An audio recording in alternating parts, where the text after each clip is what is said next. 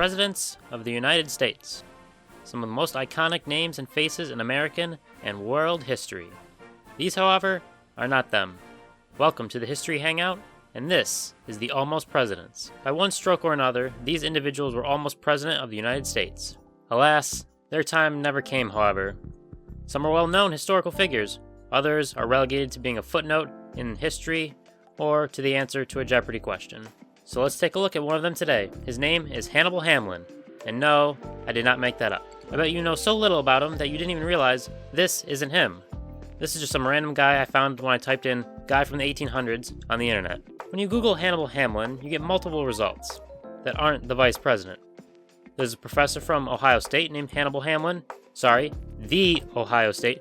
Don't come after me, Ohioans. And also the Fallout video game character. But today we are concerned about former Vice President Hannibal Hamlin. Hamlin was Abraham Lincoln's first vice president from 1861 to 1865.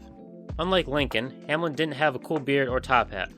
Maybe that's why nobody remembers him. Before we get into what nearly made him president, a quick recap of his background. Hamlin was born in what is now present-day Maine. He started his political career in the Maine House of Representatives before being elected to serve in the United States House of Representatives beginning in 1843.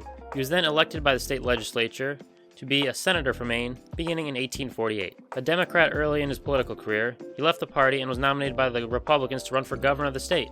And he won. However, he was governor about as long as the leftovers you have in the back of your fridge. Just over 1 month.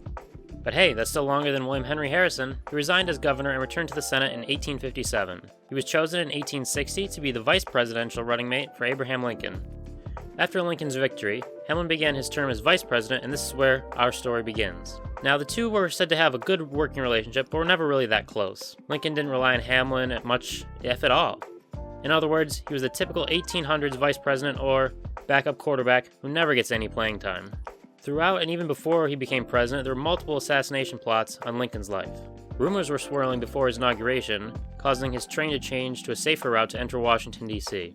The first instance of Hamlin almost becoming president was in August 1864. Lincoln was riding alone from the White House to the Soldiers' Home, which was his regular retreat from the White House. On the journey alone at night, a sniper fired and missed Lincoln's head by inches. The shot passed through his hat, just missing Lincoln. Moments later, Lincoln arrived at the Soldiers' Home without his typical top hat.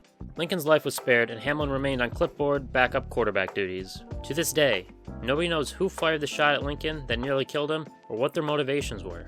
As Lincoln's vice president, Hamlin would have become president for the rest of Lincoln's term had Lincoln been killed.